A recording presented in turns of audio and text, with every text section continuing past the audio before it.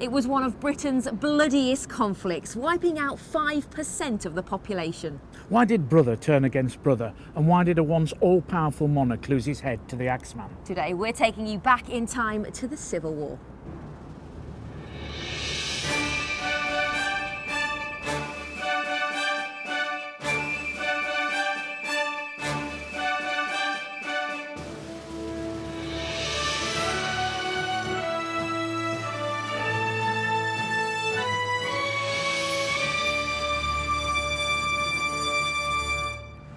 Today we're at the glorious grounds of Newark Castle, which played a huge part in the Civil War, didn't it, Martyn? It did. It's a strategically important town for both sides. It controls river and road crossings. It's a rich market town. It has everything that a garrison needs. In the end, the Royalists controlled the town for 4 years. Didn't start here though, did it? No, it didn't. The English Civil Wars are part of a complex of wars that begin in Scotland and end in Ireland. But as far as England's concerned, the starting date is the 22nd of August 1642, when Charles I raised his standard in the grounds of Nottingham Castle. So what were the issues that were dividing families? Well, they couldn't be more important. They're about how Britain is governed and how God is worshipped. And the only thing for it is war.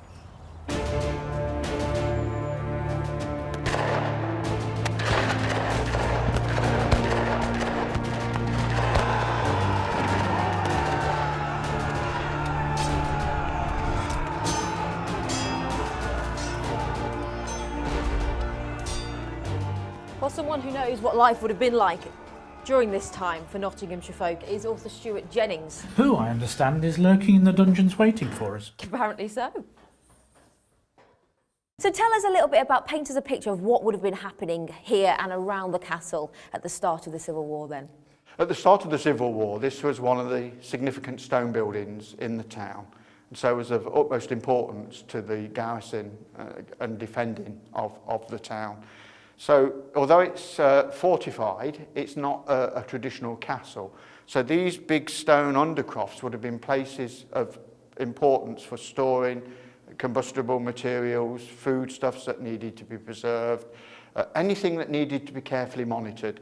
And from this undercroft, there are stairs that take you directly down to the river, so such goods can be brought in. Absolutely important, certainly the storing of gunpowder.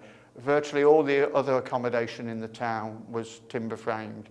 So a spark or a bombardment could actually blow up the town's ammunition. So these areas were really important. And so it's as much about location as anything? Very much so, yes, and accessibility. Because obviously in a day when roads were not as serviceable as they are today, you needed to be able to bring heavy goods. Caskets and other things that, by the easiest means, which is often by river. So what would have been happening to Nottinghamshire folk around the time of the Civil War and at the start? A lot depended on whereabouts you were in Nottinghamshire, but here at Newark, the impact would have been almost immediate.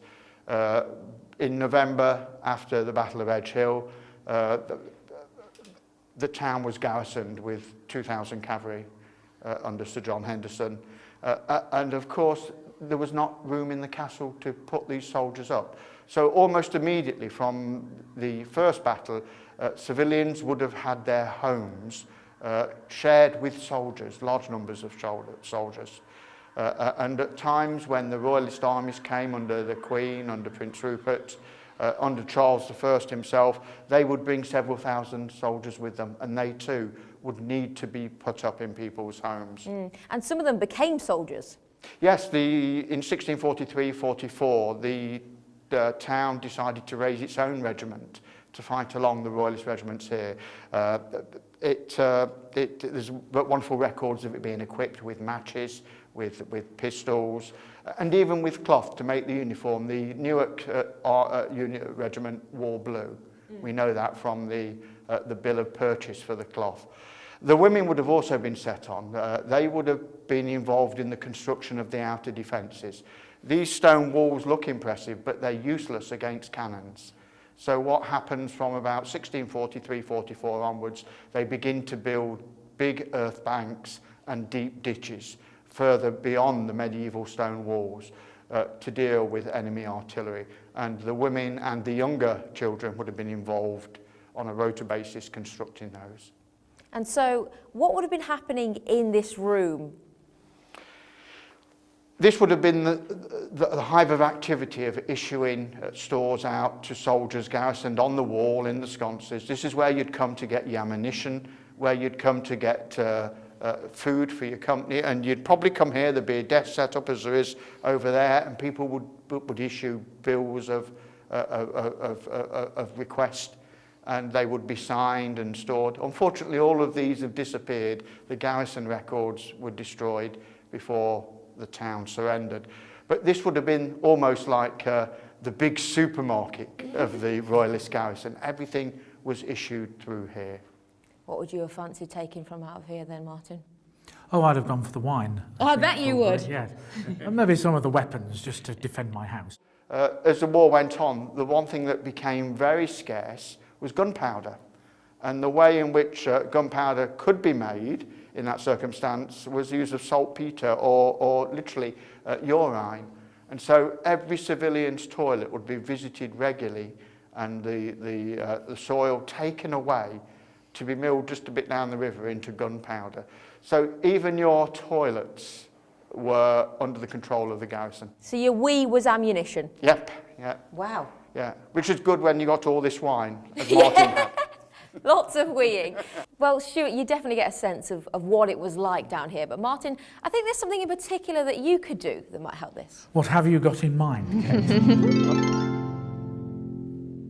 So this is what you had in mind, Kate? This is exactly what I had in mind. You're looking fabulous, Martyn. As always. As always. But Kevin, is this the real deal here? Well, it's an exact replica of what we've got on the table behind us. So this is a harquebusiers kit from the 17th century. So this is what soldiers would have been wearing? It's what a cavalryman would have been wearing. So buff coat, backplate, breastplate, and a bar helmet. So either single bar or 3-bar English pot.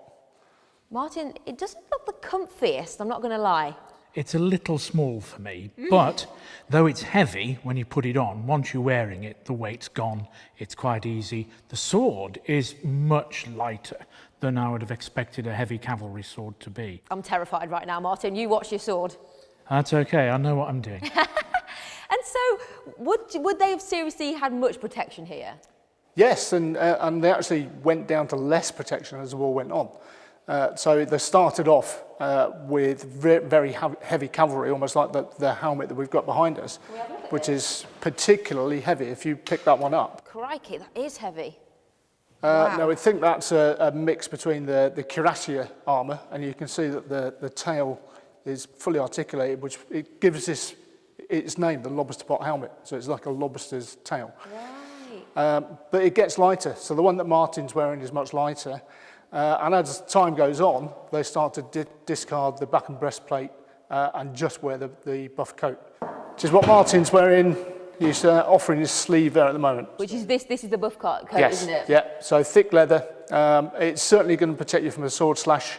It's probably not going to give you that much protection from a musket ball or pistol ball, but the accuracy of those is not that brilliant. I can't imagine kind of running in that or doing anything really other than standing still and stiff.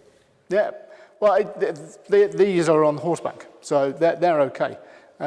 When we look at the infantrymen in a bit, then we'll look how difficult it must have been for them. So let's talk about them then now. Yep. So this is a pikeman's kit.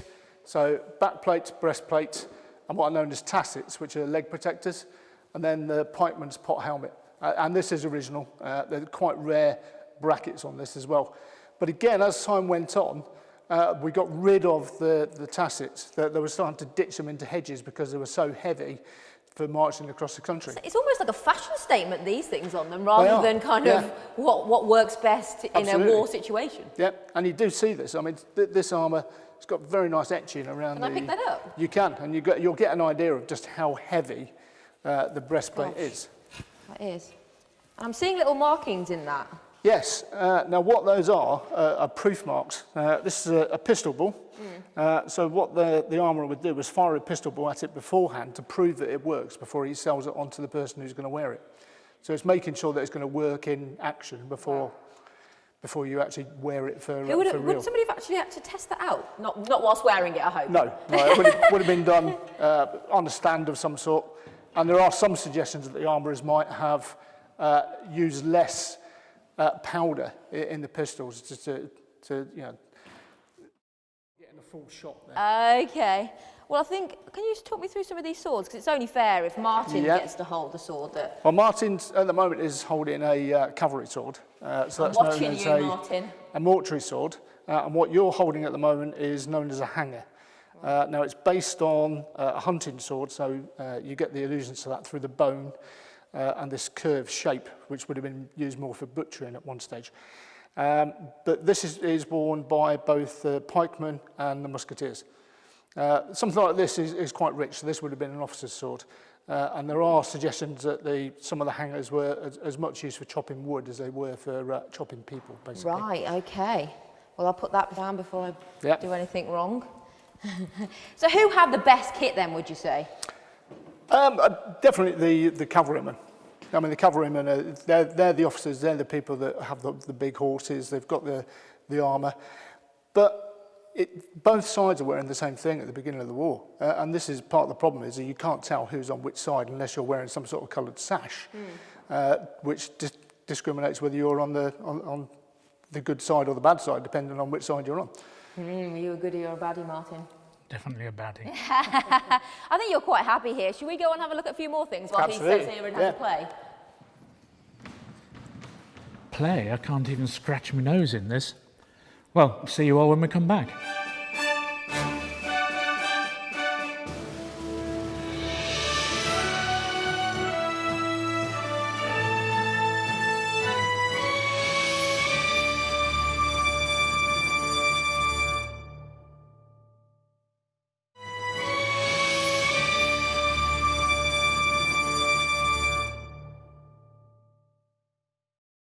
Hello, welcome back. Today we're delving into one of Britain's bloodiest conflicts. The English Civil War.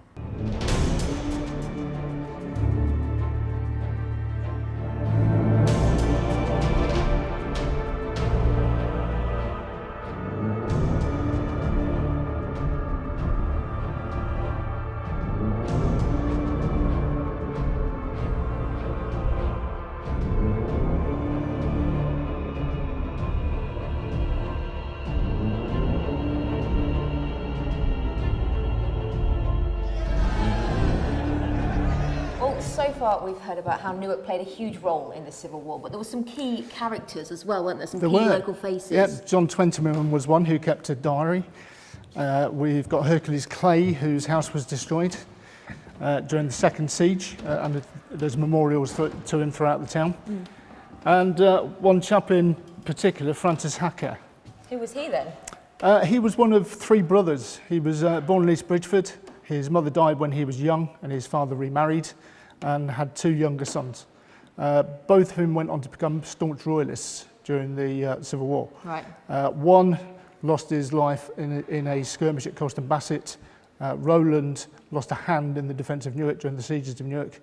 However, Francis was a staunch parliamentarian. So another example of division in families. In families, absolutely. Yeah, exactly what civil wars are all about.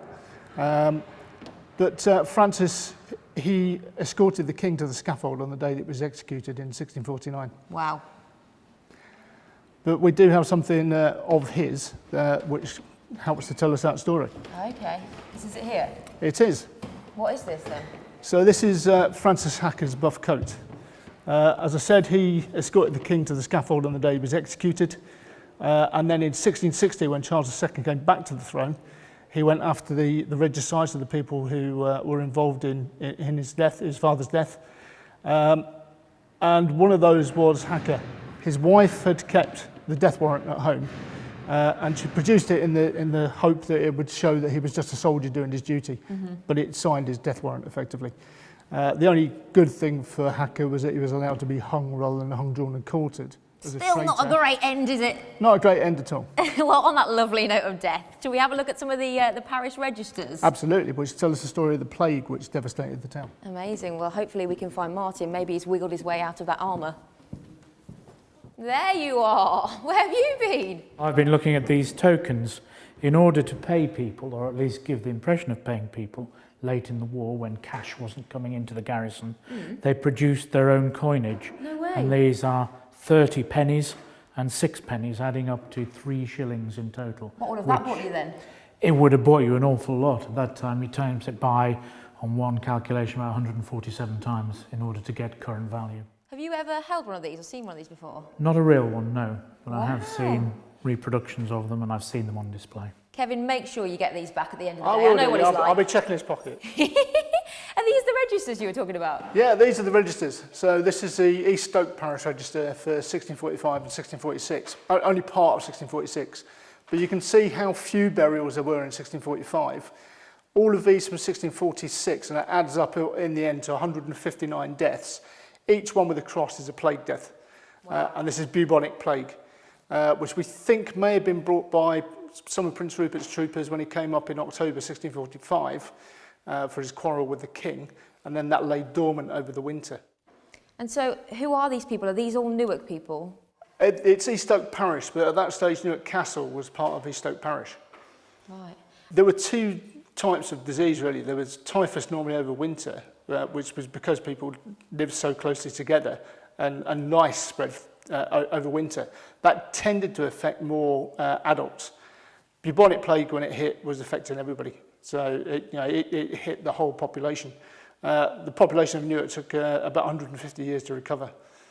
We're not sure what happened to the Newark Register. I don't think that still exists. But that would tell us a similar story.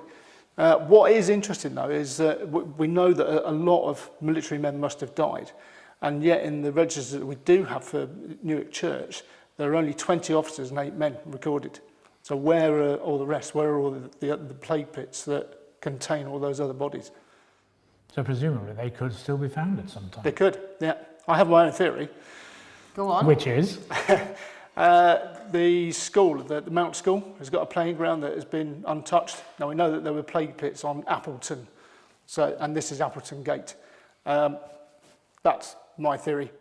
So it could be very close. It could. I think it will be definitely very close. It's going to be within the bounds of the town, but people are not getting out at that stage. The town is under siege, so they're having to bury people within the bounds of the town.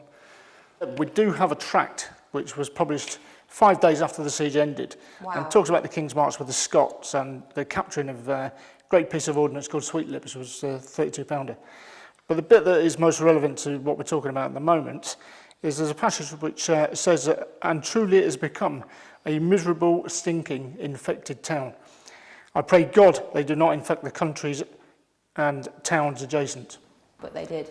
But they did. Camp fever followed the first siege. Between November 1644 and April the next year, there were 108 burials in Newark alone.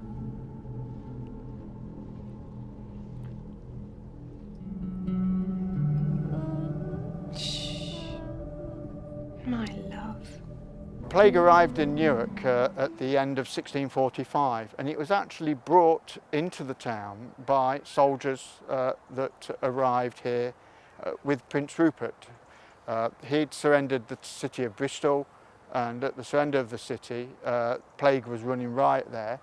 And Charles I, who was at Newark at the time, was so angry with him, he had Prince Rupert cashiered, and Rupert rode direct from Bristol with his soldiers to defend himself here at Newark. But unfortunately, he not only brought his honour to be defended here, his soldiers brought in their backpack plague, and of course they were quartered with civilians, and by the start of November they're beginning to search the corpses of Newark civilians, looking for signs of plague. They know something's here. And so did the plague continue after the war then? Yeah, and it created real problems for the parliamentarian authorities in Nottingham. Everybody hoped that with the surrender of Newark, the war would end. But one of the first things that happened is that the Scottish army lifted the siege and marched back to Newcastle with the king. And so the civilians who had been shut in the town were now free to escape. And what we actually see is it begins first in the parish of East Stoke, which is literally 2 miles down the river, and 45% of the population is wiped out in 4 months. Wow. Then it goes to Farndon and Balderton, And often it's spread by the parliamentarians themselves because they bring local men in to dismantle the defences. And then when they return back to their village, they take the plague with them. So one of the interesting things is that in a parish of North Collingham, one of the men dies falling off one of these walls. The stones fall off as they dismantle, and he's killed. And they take the body back to North Collingham to bury it. And within 4 weeks, plague is in North Collingham. Wow. And it wasn't just Newark, was it? It spread even further. Yeah, in May, the borough authorities in Nottingham issued orders to try and monitor whoever came into the city of Nottingham. But they hoped that they would contain it in this region and stop people moving around.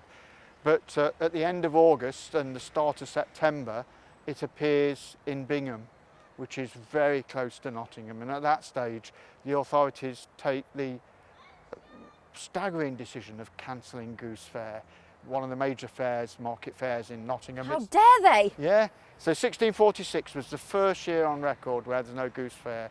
The only other time it's cancelled is during World War I and World War II. That's how serious the plague epidemic was. And Nottinghamshire, on this side of the Trent, right down to Bingham, was ravaged by the epidemic. So how long did it last in total? So that final winter of 1647 really sort of kills it off. 1646 and 1647 have been really harsh, cold winters. The River Trent even freezes. So the cold weather finally does eliminate it, plus the fact so many people have died. So those who have survived are immune to the pestilence.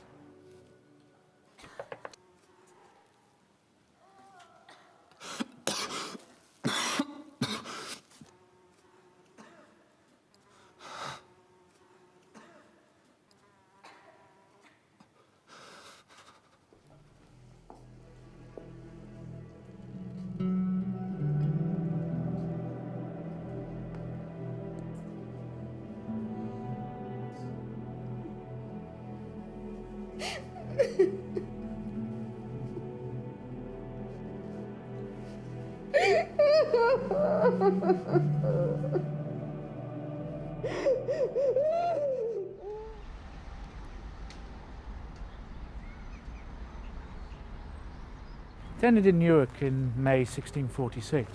King Charles I came here to surrender to the Scots in order to divide his enemies, and as part of the negotiations for surrender, he ordered Newark to give up fighting. And I bet it was fairly in ruin by the time it all came to an end. Newark looked completely different by the end of the war. Parts of the outskirts of the town had been demolished in order to build earthworks. The town was ringed by fortifications, and it was completely different in 1646 than it had just 4 years earlier. But what happened here in Newark changed the course of history in the entire country. The defeat of the king meant that he was never able again to muster support to put him back on the throne with all his powers. And 3 years later he was executed. And then England became a republic with Oliver Cromwell as its first head of state during the 1650s. Well, that's it for now, but join us next time as we peer into another part of Nottinghamshire history. See you soon. Goodbye.